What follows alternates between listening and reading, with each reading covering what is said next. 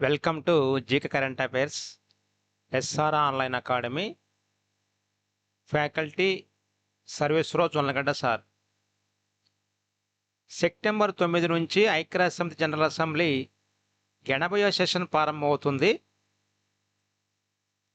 దాని యొక్క 23 మరియు 29 మధ్య సెప్టెంబర్ మాసంలో సర్వసభ్య దేశాల ప్రతినిధుల ఉన్నత స్థాయి సమావేశాలు జరుగుతాయి.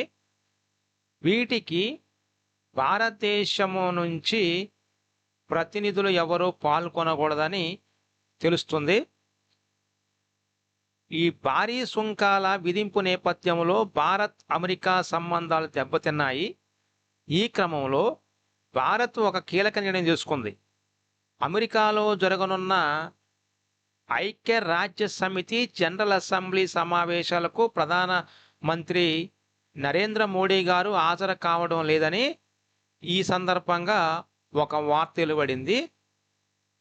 దీనిలో బ్రెజిల్ దేశాధినేత ప్రసంగంతో సమావేశాలు మొదలవుతాయి. అనంతరం అమెరికా అధినేత డొనాల్డ్ ట్రంప్ మాట్లాడతారు. తర్వాత భారత ప్రధానమంత్రి ప్రసంగం ఉంటుందని ఐరాస తన షెడ్యూల్లో పేర్కొంది. మొదటిగా ఈ యొక్క 80వ ఐక్యరాజ్య సమితి జనరల్ అసెంబ్లీ సెషన్ 23 సెప్టెంబరు నుంచి 29 సెప్టెంబర్ మధ్య జరుగుతుంది. దానిలో మొదటిగా బ్రెజిల్ అధ్యక్షులు లూలా డి సిల్వా మాట్లాడతారు. అనంతరం డొనాల్డ్ ట్రంప్ అమెరికా అధ్యక్షులు మాట్లాడతారు. వీరి తర్వాత 3వ ప్లేస్లోని ఈ ఐక్యరాజ్య సమితి షెడ్యూల్ ప్రకారం యుఎన్ఓ ఈ సర్వసభ్య సమావేశంలో 3వ ప్లేస్లో మాట్లాడేది భారతదేశానికి సంబంధించిన ప్రధానమంత్రి గారు నరేంద్ర మోడీ గారు మాట్లాడాలి. కాకపోతే ఈ భారీ సుంకాల నేపథ్యంలో దీనికి హాజరు కాదలుచుకొని లేరు. ఆయన స్థానంలో భారత విదేశాంగ మంత్రి సుబ్రహ్మణ్యం జయశంకర్ గారు ప్రసంగిస్తారని సమాచారం. ఇది తుది షెడ్యూల్ కానందున సమావేశాల ప్రారంభానికి ముందు కొన్ని మార్పులు జరిగే అవకాశం ఉంది. ఇజ్రాయెల్, చైనా, పాకిస్తాన్, బంగ్లాదేశ్ దేశాధినేతలు కూడా ఈ సమావేశంలో ప్రసంగిస్తారు.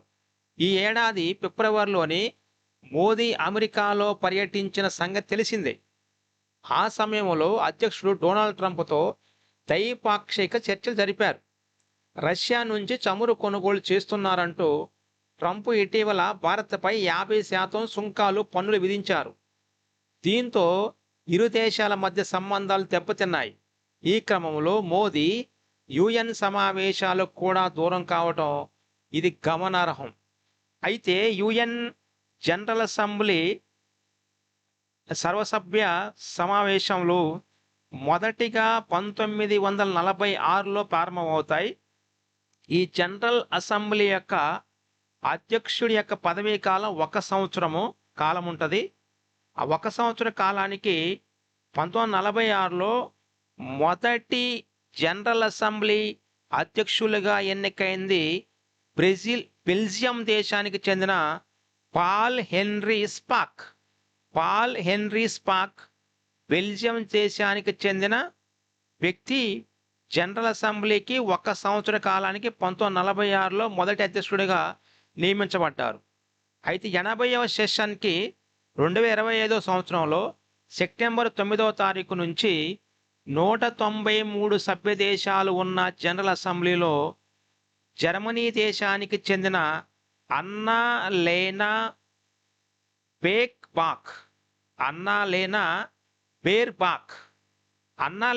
బేర్బాక్ అనే ఒక మహిళ 80వ సెషన్కి అధ్యక్షురాలుగా వ్యవహరిస్తుంది. అయితే ఈ ఐక్యరాజ్య సమితి యొక్క జనరల్ అసెంబ్లీకి మహిళలు మొత్తం మీద 80 సెషన్లు జరిగితే దానిలోని 5 మహిళలు మాత్రమే నాయకత్వం వహిస్తున్నారు. ఒక ఆమె 5లో ఈ 5వ మహిళ యుఎన్ జనరల్ అసెంబ్లీ అధ్యక్షురాలుగా ఎన్నికైంది జర్మనీ దేశానికి చెందిన అన్నా లేనా బేర్బాక్. అయితే ఈ 5 మహిళల్లోని ఇండియా నుంచి 1953లో జనరల్ అసెంబ్లీకి నాయకత్వం వహించినటువంటి విజయలక్ష్మి పండిట్ గారు మొదటి ఐక్యరాజ్య సమితి జనరల్ అసెంబ్లీ అధ్యక్షురాలిగా నియమించబడ్డారు. ఆమె అధ్యక్షుల యొక్క వరుస క్రమంలో ఎనిమిదవ అధ్యక్షులు, కానీ మహిళలలో మాత్రం మొదటి మహిళా అధ్యక్షురాలు. 5వ మహిళా అధ్యక్షురాలు అన్నా లేనా బేర్బాక్. అయితే ఈ 2025 సంవత్సరంలో ఈ అన్నా లేనా జర్మనీ దేశానికి చెందిన మహిళ నాయకత్వం వహిస్తే 2024 కంటే ముందు 2024 సంవత్సరంలో ఈ ఫీలేమాన్ యాంగ్ అనే కామెరూన్ దేశానికి చెందినటువంటి ఒక మాజీ రాజకీయ నాయకులు దీనికి నాయకత్వం వహించారు. ప్రతి సంవత్సరం అధ్యక్ష పదవి 5 భౌగోళిక సమూహాల మధ్య మారుతూ ఉంటుంది. ఇది తూర్పు యూరప్, పశ్చిమ యూరప్, మరి లాటిన్ అమెరికా, మరి కరేబియన్ దేశాలు, ఆసియా పసిఫిక్, ఆఫ్రికన్ అనే 5 సమూహాల మధ్య ఇది చేంజ్ అవుతూ ఉంటుంది.